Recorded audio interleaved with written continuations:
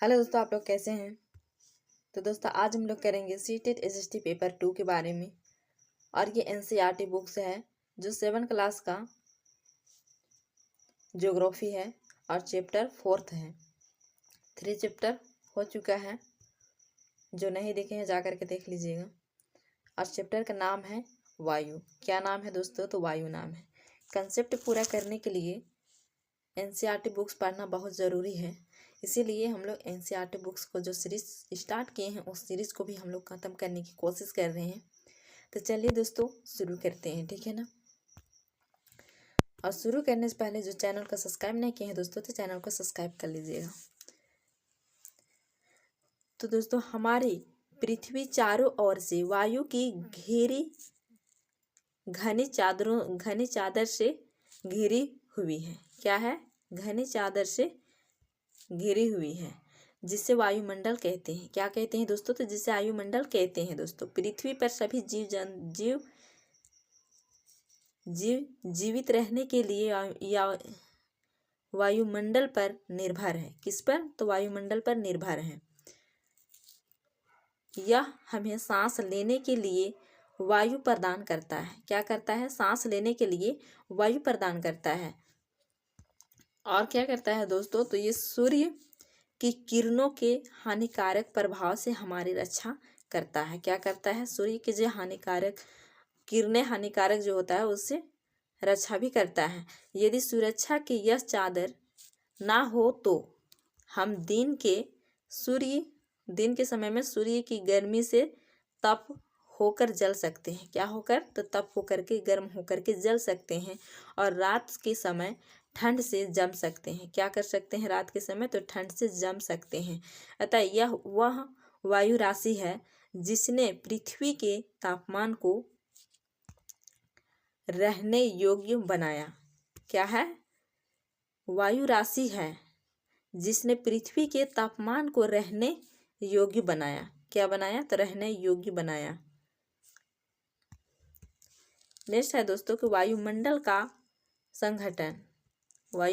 संगठन। क्या आप जानते हैं कि जिस वायु का उपयोग हम सांस लेने के लिए करते हैं, वास्तव में वह अनेक गैसों का मिश्रण होती है। क्या होती है? ये एक गैस का मिश्रण नहीं है, बल्कि ये अनेक गैस से मिलकर के ये मिश्रण बना है और ये सांस लेने के लिए करते हैं, ठीक है ना। वास्तव में वह अनेक गैसों का क्या है दोस्तों? तो मिश्रण है, ठीक है। तो कौन कौन सा गैस का मिश्रण है, चलिए देखते हैं। तो ये नाइट्रोजन है, ऑक्सीजन है, 2 गैस जिसमें वायुमंडल का बड़ा भाग बना है। फिर कार्बन डाइऑक्साइड है, हीलियम है और ओजोन है। उसके बाद आर्गन है और हाइड्रोजन कम मात्रा में पाई जाती है। दोस्तों सबसे ज़्यादा जो पाए जाने वाले हैं वो कौन है? तो ये नाइट्रोजन है, जो कि आप यहाँ पर देख सकते हैं दोस्तों, ठीक है ना। क्या देख सकते हैं? ये क्या है? तो नाइट्रोजन है। ये कितना परसेंटेज है दोस्तों? तो ये है कितना? 78% है। कितना है? तो 78% है। और फिर ऑक्सीजन कितना है? तो ऑक्सीजन है 21%। कितना है दोस्तों? तो ऑक्सीजन 21% है। उसके बाद फिर ये जो दिखाई दे रहा है हल्का हल्का, ये जो रेड कलर में थोड़ा सा दिखाई दे रहा है अन्य सभी में। उसके बाद फिर कितना? तो आर्गन कितना है? तो 0.93% है। ये है 0.93%, ठीक है ना। उसके बाद फिर कार्बन डाइऑक्साइड कितना है? तो 0.03%, ठीक है ना। उसके बाद अन्य है 0.04%, ठीक है। अगर इसमें पूछेगा कि सबसे ज़्यादा कौन सा गैस है, तो नाइट्रोजन है। उसके बाद ऑक्सीजन है, ठीक है ना। ये दोनों ज़्यादा है, लेकिन सबसे ज़्यादा नाइट्रोजन है, ठीक है। नेक्स्ट है दोस्तों कि इन गैसों के अलावा धूल के छोटे छोटे कण भी हवा में मौजूद होते हैं। क्या होते हैं? छोटे छोटे कण भी हवा में मौजूद होते हैं। और चित्र 4.1 में वृत्ता रेखा दिया गया है, जिसमें वायु के विभिन्न संघटकों को प्रतिशत दर्शाए गए हैं, जैसे कि यहाँ पर है, ठीक है ना। नाइट्रोजन वायु में सर्वाधिक पाए जाने वाली गैस है। जब हम सांस लेते हैं तब फेफड़ों में कुछ नाइट्रोजन भी ले जाते हैं। क्या करते हैं? कुछ नाइट्रोजन भी ले जाते हैं जब हमने सांस लेते हैं। फिर उससे बाहर निकाल देते हैं, परंतु पौधों को अपने जीवन के लिए नाइट्रोजन की आवश्यकता होती है। क्या होती है? नाइट्रोजन की आवश्यकता होती है। वे सीधे वायु से नाइट्रोजन नहीं ले पाते। क्या होते हैं? सीधे वायु से वो नाइट्रोजन नहीं ले पाते।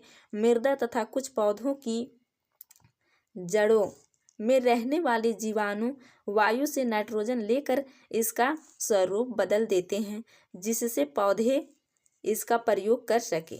क्या कर सके? जिससे पौधे इसका प्रयोग कर सके। ऑक्सीजन। ऑक्सीजन वायु में प्रचुरता से मिलने वाली दूसरी गैस है। क्या है? ऑक्सीजन वायु में प्रचुरता से मिलने वाली दूसरी गैस है, यानी इसका परसेंटेज कितना है? तो इसका परसेंटेज 21% है। ठीक है ना। मनुष्य तथा पशु सांस लेने में वायु से ऑक्सीजन प्राप्त करते हैं।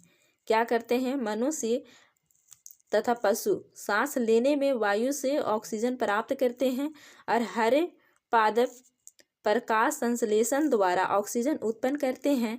इस प्रकार वायु में ऑक्सीजन की मात्रा समान बनी रहती है। क्या होती है? तो समान बनी रहती है। यदि हम वृक्ष काटते हैं तो यह संतुलन बिगड़ जाता है। क्या करता है? अगर हम वृक्ष अगर काटते हैं पेड़ तो संतुलन बिगड़ जाता है। ठीक है ना। अब है कार्बन डाइऑक्साइड। अन्य महत्वपूर्ण गैस है। हरे पादप अपने भोजन के रूप में कार्बन डाइऑक्साइड का प्रयोग करते हैं और ऑक्सीजन वापस लेते हैं। क्या करते हैं? ऑक्सीजन वापस देते हैं। ऑक्सीजन वापस देते हैं। ठीक है ना। मनुष्य और पशु कार्बन डाइऑक्साइड बाहर निकालते हैं और मनुष्यों तथा पशुओं द्वारा बाहर छोड़ी जाने वाली कार्बन डाइऑक्साइड की मात्रा पादपों द्वारा प्रयोग की जाने वाली गैस के बराबर होती है। क्या होती है? गैस के बराबर होती है। ठीक है ना। नेक्स्ट है दोस्तों, जिससे यह संतुलन बना रहता है। क्या होता है? जिससे यह संतुलन बना रहता है, परंतु यह संतुलन कोयला तथा खनिज तेल आदि ईंधनों के जलाने से गड़बड़ा जाता है। क्या होता है? कोयला, खनिज और तेल ईंधन के जलाने से गड़बड़ा जाता है। वे वायुमंडल में प्रति वर्ष करोड़ों टन कार्बन डाइऑक्साइड की बढ़ोतरी करते हैं। क्या करते हैं? कार्बन डाइऑक्साइड की बढ़ोतरी करते हैं और परिणाम स्वरूप कार्बन डाइऑक्साइड का बढ़ा हुआ आयतन पृथ्वी पर मौसम तथा जलवायु को प्रभावित करता है। कौन कौन? तो मौसम और जलवायु को प्रभावित करता है दोस्तों। ठीक है ना।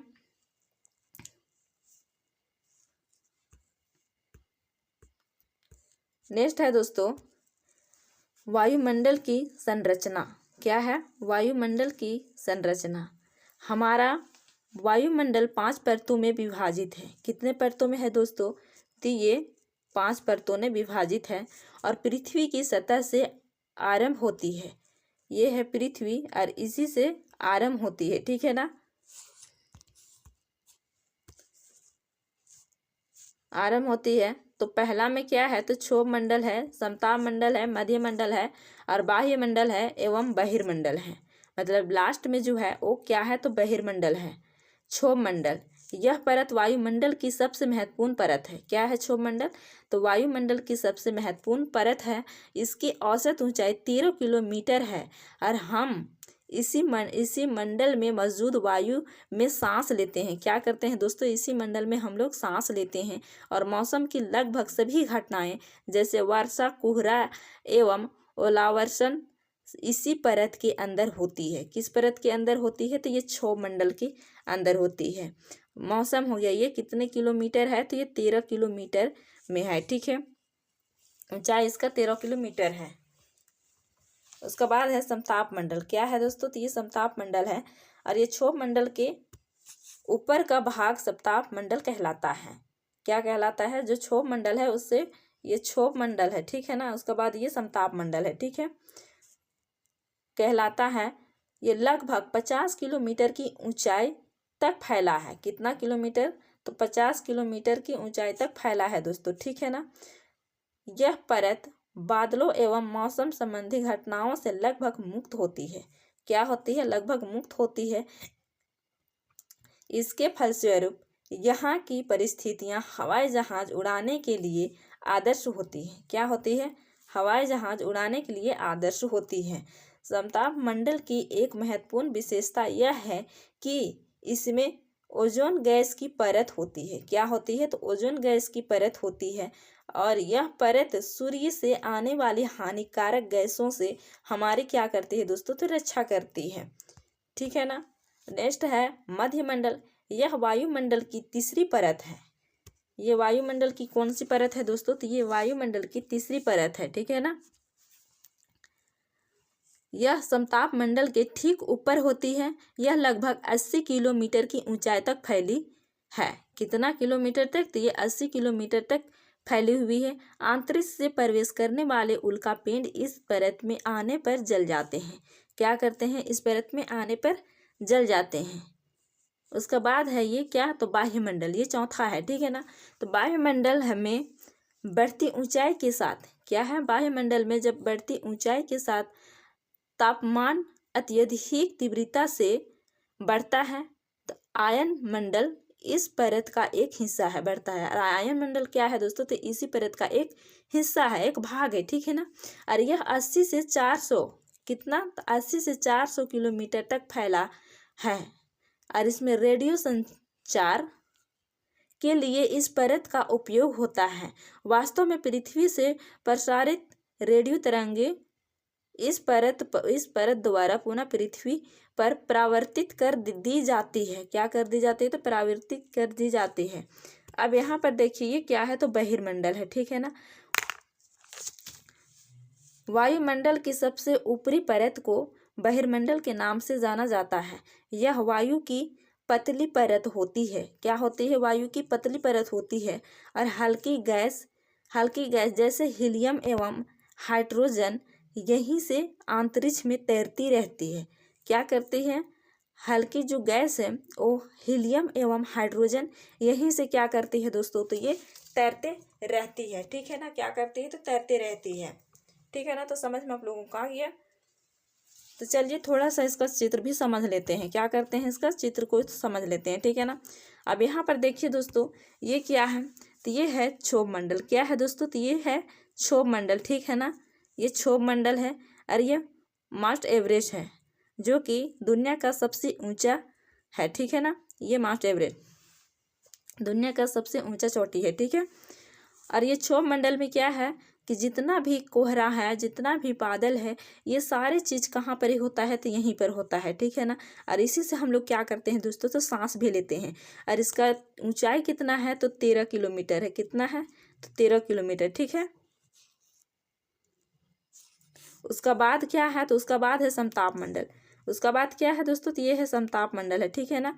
ये समताप मंडल कितना दूर तक है? तो ये 50 किलोमीटर ऊंचाई तक फैला हुआ है। ठीक है ना। ये क्या है? तो ये सीमा है, समताप मंडल का सीमा है। इसमें हवाई जहाज उड़ाने के लिए हवाई जहाज उड़ाने के लिए क्या होता है? तो बहुत अच्छा होता है क्योंकि यहाँ पर कोहरा नहीं होता है, बादल नहीं होता, कुछ भी नहीं होता है। इस सारी चीज़ों से मुक्त होता है। और ये ओजन क्या होता है दोस्तों? कि ये ओजन जो है ये सूर्य से जो आने वाले जो हानिकारक होते हैं वो हमारी गैसों जो होते हैं उसमें हमारी रक्षा करते हैं। कौन? तो ये ओजन। और ये एक कहाँ पर है? तो ये सप्ताह मंडल में है। ठीक है ना। उसका बाद दोस्तों ये क्या है? तो मध्यमंडल है। ये तीसरा है, ये तीसरा मंडल है। ठीक है ना। और ये कितना है? लगभग 80 किलोमीटर की ऊंचाई तक फैली है। कितना? तो 80 किलोमीटर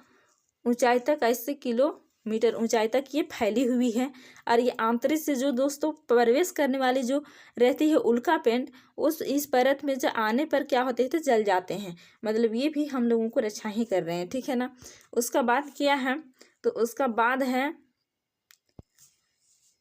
बाह्यमंडल। क्या है दोस्तों? तो ये है बाह्यमंडल। क्या है? तो ये बाह्यमंडल है और ये फैला हुआ कितना दूर तक है?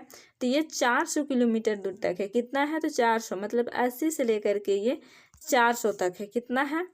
तो 80 से लेकर 400 किलोमीटर ऊंचाई तक ये फैला हुआ है। ठीक है ना। उसका बाद है ये बहिर्मंडल। क्या है? ये बहिर्मंडल है और इसमें क्या है? तो इसमें हल्की गैस जो होते हैं हीलियम और हाइड्रोजन होते हैं तो यही होते हैं। ठीक है ना। ये अंतिम है, ये पांचवा है। ठीक है। अब इसमें आप लोगों को समझ में आ गया। चलिए अब नेक्स्ट चलते हैं। ठीक है। और नेक्स्ट क्या है दोस्तों? तो नेक्स्ट है कि मौसम एवं जलवायु। नेक्स्ट क्या है दोस्तों, तो ये है मौसम एवं जलवायु। क्या आज वर्षा होगी? क्या आज दिन साफ होगा और धूप निकलेगी? कितनी ही बार हमने क्रिकेट प्रेमियों के मुंह से एक दिवसीय मैच के भविष्य पर अनुमान लगाते सुना होगा। यदि हम कल्पना करें कि हमारा शरीर एक रेडियो है और मस्तिष्क उसके स्पीकर, तो मौसम वह है जो इसके नियंत्रण बटनों से छेड़छाड़ करता रहता है। मौसम वायुमंडल की प्रत्येक घंटे तथा दिन प्रतिदिन की स्थिति होती है और आदर्श एवं गर्म मौसम किसी को भी चिड़चिड़ा बना सकता है। क्या होता है? आदर्श और गर्म मौसम किसी को भी चिड़चिड़ा बना सकता है।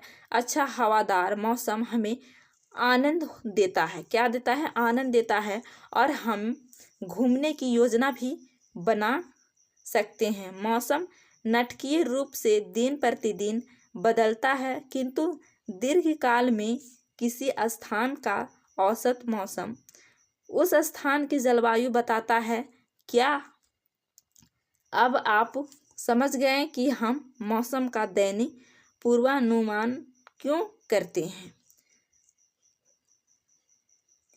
अब यहाँ पर देखिए, यहाँ पर तापमान।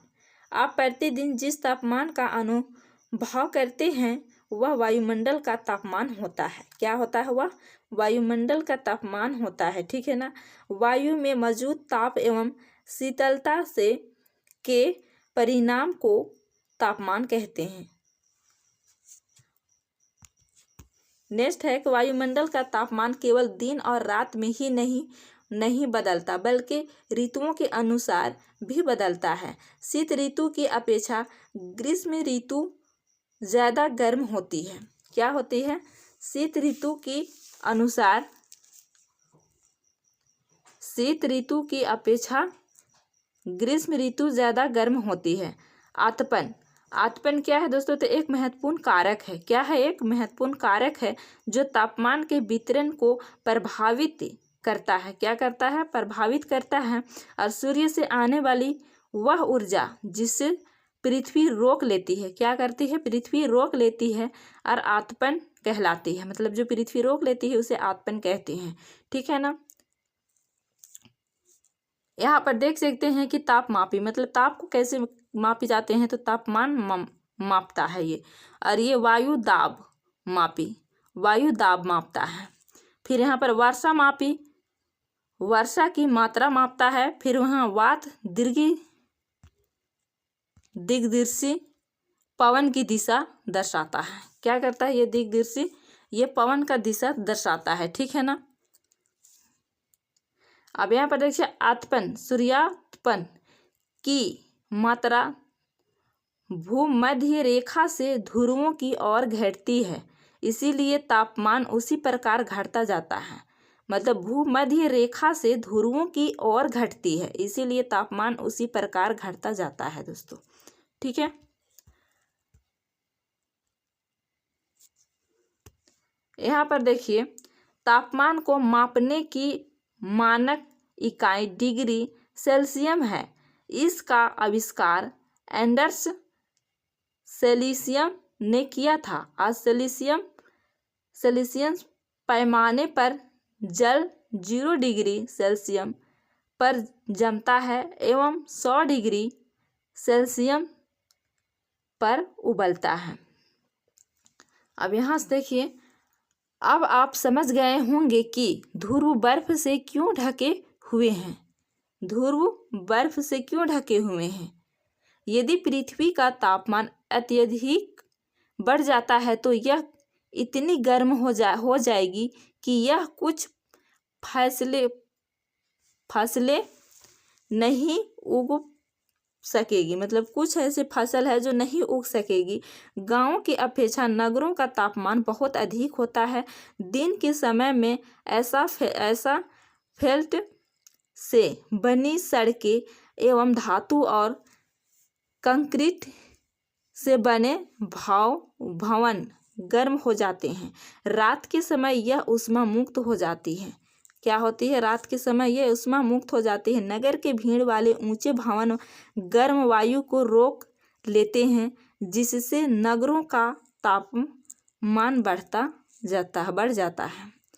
वायु दाब। अब ये वायु दाब क्या है दोस्तों, चलिए देखते हैं। तो वायु दाब, यह जानकर आपको आश्चर्य होगा कि वायु हमारे शरीर पर उच्च दाब के साथ बल लगाती है, किंतु हम इसका अनुभव नहीं करते हैं। यह इसीलिए होता है क्योंकि वायु का दाब हमारे ऊपर सभी दिशाओं से लगता है और हमारा शरीर विपरीत बल लगाता है। क्या करता है? तो विपरीत बल लगाता है। नेक्स्ट फिर है, पृथ्वी की सतह पर वायु के भार द्वारा लगाया गया दाब वायु दाब कहलाता है। क्या है? तो पृथ्वी की सतह पर वायु के भार द्वारा लगाया गया दाब वायु दाब कहलाता है। वायुमंडल में ऊपर की ओर जाने पर दाब तेजी से गिरने लगता है। समुद्र स्तर पर वायु दाब सर्वाधिक होता है और ऊंचाई पर जाने पर यह घटता जाता है। मतलब ऊंचाई पर जाने पर क्या होता है? तो ये घटता जाता है, ठीक है ना। वायु दाब का क्षैतिज वितरण किसी स्थान पर उपस्थित वायु के ताप द्वारा प्रभावित होता है। अधिक तापमान वाले क्षेत्रों में वायु गर्म होकर ऊपर उठती है, यह निम्न दाब क्षेत्र बनता है। निम्न दाब बादल युक्त आकाश एवं नम मौसम के साथ जुड़ा होता है। कम तापमान वाले क्षेत्रों की वायु ठंडी होती है, इसके फलस्वरूप यह भारी होती है। भारी वायु निमज्जित होकर उच्च दाब क्षेत्र बनाती है। उच्च दाब के कारण स्पष्ट एवं स्वस्थ आकाश होता है। क्या होता है? स्वस्थ आकाश होता है। वायु सदैव उच्च दाब क्षेत्र से निम्न दाब क्षेत्र की ओर गमन करती है। क्या करते हैं? वायु सदैव उच्च दाब क्षेत्र से निम्न दाब क्षेत्र की ओर गमन करती है। क्या करती है? तो गमन करती है।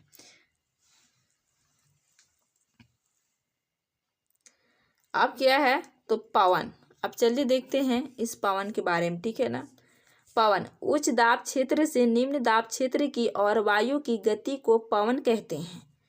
क्या है कि उच्च दाब क्षेत्र से निम्न दाब क्षेत्र की ओर वायु की गति को पवन कहते हैं दोस्तों। क्या कहते हैं? वायु की गति को पवन कहते हैं। आप पवन को काम करते देख सकते हैं जब यह सड़क पर गिरी पत्तियों को उड़ाती अथवा तूफान के समय पेड़ों को उखाड़ देती है। क्या करती है? तूफान के समय पेड़ों को उखाड़ देती है, ठीक है ना। क्या करती है? उखाड़ देती है। कभी कभी जब पवन धीरे बहती है तो आप इसे महीन धूल या धुएं को उड़ाते देख सकते हैं। क्या होता है? महीन धूल और धुओं को उड़ाते देख सकते हैं। कभी कभी पवन इतनी तेज होती है कि इसके विपरीत दिशा में चलना कठिन हो जाता है। मतलब कभी कभी हवा इतनी तेज हो जाती है कि उसको विपरीत दिशा में चलना बहुत ही कठिन हो जाता है दोस्तों, ठीक है। आपने अवश्य अनुभव किया होगा कि तेज पवन में छाता लेकर चलना आसान नहीं है। मतलब जब तेज हवा चल रही है तो उसमें छतरी को लेकर के चलना आसान नहीं है दोस्तों। अन्य उदाहरण सोचिए, जब तेज पवन के कारण आपके लिए समस्या उत्पन्न हुई हो।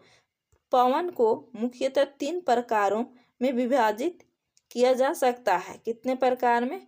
तो 3 प्रकार में विभाजित किया जा सकता है। अब यहाँ पर थोड़ा सा देखिए दोस्तों, पवन का नाम उसके आने की दिशा के आधार पर निर्धारित होता है। मतलब पवन के आने का जो दिशा है उसी का आधार पर। इसका उदाहरण है, पश्चिम से आने वाली पवन को पश्चिमी या पछुआ पवन कहते हैं। जैसे कि ये पृथ्वी है और इधर से जो पवन आ रहे हैं उसको क्या कहते हैं? तो पछुआ पवन कहते हैं। पश्चिमी या पछुआ पवन कहते हैं दोस्तों, ठीक है ना। नेक्स्ट है दोस्तों 3 है, तो 3 में से मैं पहला क्या है? तो अस्थाई पवन। मतलब व्यापारिक पश्चिमी एवं पूर्वी पवनों अस्थायी पवनें हैं और वर्ष भर लगातार निश्चित दिशा में चलती है। क्या होती है? तो निश्चित दिशा में चलती है, एक ही तरफ से वो चलती रहेगी। ठीक है ना। और फिर दूसरा है दोस्तों कि मौसमी पवनें। ये पवनें विभिन्न ऋतुओं में अपनी दिशा बदलती रहती है। उदाहरण के लिए भारत में मानसूनी पवनें क्या है? उदाहरण के लिए भारत में क्या है दोस्तों? तो मानसूनी पवन है। और तीसरा में क्या है कि स्थानीय पवनें। ये पवनें किसी छोटे क्षेत्र में वर्ष या दिन के किसी विशेष समय में चलती है। और उदाहरण के लिए स्थल एवं समुद्री समीर क्या आपको भारत के उत्तरी क्षेत्र की गर्म एवं शुष्क स्थानीय पवन याद है? इसे लू कहते हैं दोस्तों। क्या कहते हैं? इसे लू कहते हैं। ठीक है ना। आप यहाँ देख सकते हैं दोस्तों। ठीक है, ये क्या? उत्तरी पूर्वी व्यापारिक पवनें हैं ये, और ये दक्षिणी पूर्वी व्यापारिक पवनें हैं जो लगातार वर्ष भर एक ही तरफ चलते रहता है दोस्तों। क्या होता है? एक ही तरफ चलते रहता है। और ये क्या है दोस्तों? तो ये है कर्क रेखा, और ये है विषुवत रेखा, और ये है मकर रेखा। ठीक है ना। ये जो डॉट डॉट दिया हुआ है वो मकर रेखा है, और यहाँ पर जो डॉट डॉट दिया हुआ है वो कर्क रेखा है। ठीक है ना। और उष्ण उच्च दाब हर्ष अक्षांश ये है सनातन पछुआ पवन। ठीक है ना। ये जो पवनें हैं वो पवनें के यहाँ पर जो दिशाएं दिखाया गया है वही है दोस्तों। ठीक है। नेक्स्ट है चक्रवात प्राकृतिक आवेश। भारत के पूर्वी समुद्र तट पर स्थित उड़ीसा में बंगाल की खाड़ी से उठने वाले चक्रवातों का खतरा बना रहता है। क्या? उड़ीसा में बंगाल की खाड़ी से उठने वाले चक्रवात का खतरा बना रहता है। 17-18 अक्टूबर 1999 को राज्य के 5 जिलों में चक्रवात आया। 29 अक्टूबर 1999 को एक अन्य महाचक्रवात आया जिसने राज्य के एक बड़े भाग में तबाही मचाई। मुख्यतः पवन का वेग, वर्षा तथा ज्वारीय प्रोत्कर्ष से हानियां हुई। 260 किलोमीटर प्रति घंटे तक के वेग वाली पवन 36 घंटे से भी ज़्यादा समय तक चलती रही और तीव्र वेग वाली इस पवन ने पेड़ों को उखाड़ दिया। क्या क्या? तो पेड़ों को उखाड़ दिया और कच्चे घरों को नष्ट कर दिया। क्या क्या? तो कच्चे घरों को नष्ट कर दिया। अनेक औद्योगिक भवनों तथा अन्य घरों की छतें भी उड़ गई। क्या हो गई? तो अन्य घरों की छतें भी उड़ गई और विद्युत आपूर्ति एवं टेलीफोन लाइनें पूरी तरह से कट गई। क्या हो गई? तो पूरी तरह से कट गई। चक्रवात के फलस्वरूप लगातार 3 दिनों तक भारी वर्षा होती रही। इस वर्षा के कारण उड़ीसा के प्रमुख नदियों में बाढ़ आ गई।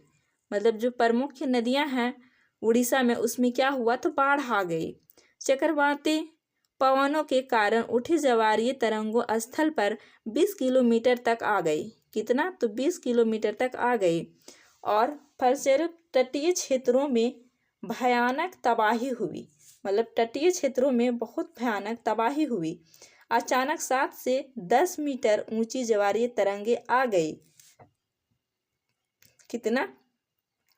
7 से 10 मीटर ऊंची ज्वारीय तरंगे आ गई जिसके कारण तैयार खाड़ी धान की फसल पूरी तरह से नष्ट हो गई। मतलब जो खड़ी धान की फसल जो थी वो पूरी तरह से क्या हुआ दोस्तों? तो नष्ट हो गई। जैसे कि यहाँ पर दिखाया गया है इस चित्र में, देख सकते हैं आप लोग। ठीक है ना। चक्रवात का विनाश। 25 अक्टूबर 1999 को पूर्वी पोर्ट ब्लेयर के निकट थाईलैंड की खाड़ी में अवदाब के कारण यह चक्रवात उत्पन्न हुआ और यह धीरे धीरे उत्तर पश्चिम दिशा में बढ़ा, गहन होकर इसमें महाचक्रवात का रूप धारण कर लिया।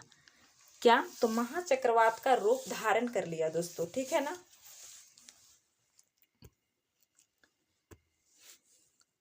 29 अक्टूबर को सुबह 10:30 बजे उड़ीसा के इरेसामा एवं बालीकुड़ा के बीच के क्षेत्रों को प्रभावित किया। कब? तो 29 अक्टूबर 10:30 बजे, ठीक है ना। इस महाचक्रवात ने भुवनेश्वर, कटक और 28 तटीय नगरों सहित उड़ीसा के पूरे तट को बर्बाद कर दिया। क्या किया? तो बर्बाद कर दिया। इससे लगभग 130 लाख लोग प्रभावित हुए और बहुत बड़ी संख्या में पशुओं की मौत हो गई। धान, सब्जियों एवं फलों की खड़ी फसलों का भारी नुकसान हुआ और ज्वारीय प्रोत्कर्ष से उत्पन्न हुई लवणता के कारण कृषि योग्य विशाल भू क्षेत्र अनुपजाऊ हो गए। साल, सागवान एवं बांस के बागान वाले विशाल भू क्षेत्र नष्ट हो गए और प्रायद्वीपीय एवं कोणार्क के बीच स्थित मैंग्रोव के जंगल लुप्त हो गए। क्या हुए? मैंग्रोव के जंगल लुप्त हो गए, ठीक है ना। अब चलते हैं आर्द्रता के ओर।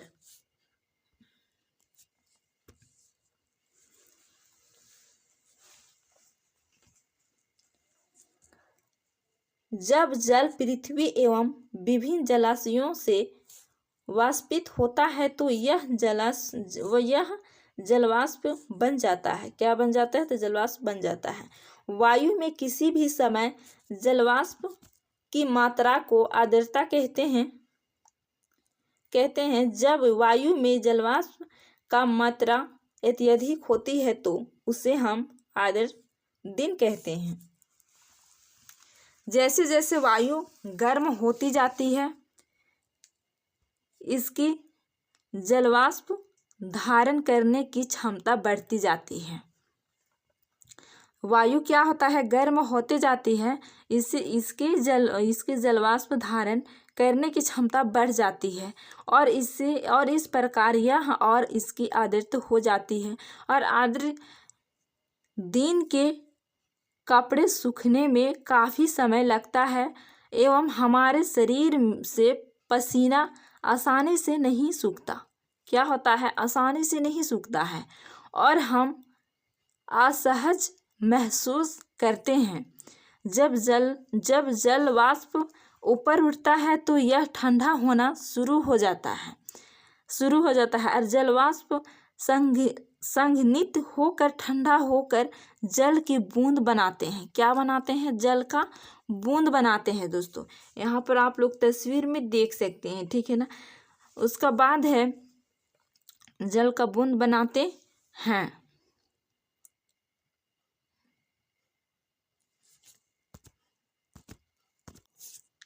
बादल इन्हीं जल बूंदों का ही एक समूह होता है। क्या होता है? बादल इन्हीं जल बूंदों का एक समूह होता है। जब जल की ये बूंदें इतनी भारी हो जाती है कि वायु में तैर ना सके तब ये वर्षण के रूप में नीचे आ जाती है। मतलब वायु में क्या होता है? ये तैर नहीं सकता है, तब वो वर्षा के रूप में नीचे आ जाता है। क्या करता है? वर्षा के रूप में नीचे आ जाता है, जैसे कि आप यहाँ पर देख सकते हैं, ठीक है ना। यहाँ पर भी आप देख सकते हैं, यहाँ पर भी आप देख सकते हैं, ठीक है। नेक्स्ट है दोस्तों, आकाश में उड़ते हुए जेट हवाई जहाज अपने पीछे सफेद पथ चिन्ह छोड़ते हैं। इनके इंजनों से निकली नमी संघनित हो जाती है। वायु के गतिमान ना रहने की स्थिति में यह संघनित नमी कुछ देर तक पथ के रूप में दिखाई देती है। किसके रूप में? तो ये पथ के रूप में दिखाई देती है। नेक्स्ट है, पृथ्वी पर जल के रूप में गिरने वाला वर्षण वर्षा कहलाता है। क्या कहलाता है? तो वर्षण वर्षा कहलाता है। ज़्यादातर भौम जल वर्षा जल से ही प्राप्त होता है।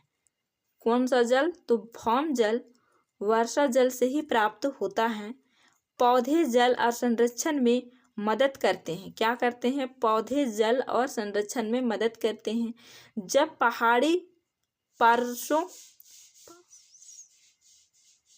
पसरों से पेड़ काटते जाते हैं, वर्षा जल अनावृत पहाड़ों से नीचे बहता है।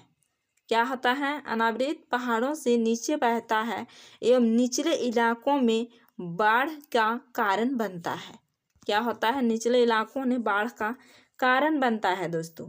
उसका बाद है कि क्रिया विधि आधार पर वर्षा के 3 प्रकार होते हैं। कितने प्रकार होते हैं? तो ये 3 प्रकार होते हैं दोस्तों। और कौन कौन सा होता है? तो ये हो गया, एक में ये क्या हो गया, तो संवहनी वर्षा और पर्वतीय वर्षा, और तीसरा क्या है? तो चक्रवर्ती वर्षा। आप कहेंगे कि पवनी वर्षा, पर्वतीय वर्षा और चक्रवर्ती वर्षा, संवहनी वर्षा कैसे पहचानेंगे? तो दोस्तों यहाँ पर आप देख सकते हैं, ये क्या है दोस्तों? तो ये चित्र को आप देखिए, ये चित्र को देखिए, ये गर्म वायु क्या होता है? ये गर्म वायु, ठीक है ना, गर्म वायु। ये क्या होता है? ये संवहनी वर्षा होता है। ये पर्वतीय वर्षा, आदर्श वायु क्या होता है? ये चित्र से ऐसे आप लोग पहचानिएगा। और ये होता है चक्रवर्ती वायु, चक्रवर्ती वर्षा, ठीक है ना। क्या है? ये चक्रवर्ती वर्षा है। ठंडी वायु और गर्म वायु दोनों क्या होता है? मिलता है, उसका बाद इसे कहते हैं चक्रवर्ती वर्षा, ठीक है ना। तो इस तरह से इसको पहचानिएगा। और ये चित्र क्वेश्चन के अंदर जब आएगा तो ये चित्र जिस भी क्वेश्चन से रहेगा तो ये चित्र भी रहेगा। अगर पर्वतीय वर्षा वाला रहेगा तो ये चित्र रहेगा, और अगर चक्रवर्तीय वर्षा रहेगा तो ये चित्र रहेगा, और अगर संवहनीय वर्षा रहेगा तो ये चित्र रहेगा दोस्तों, ठीक है ना।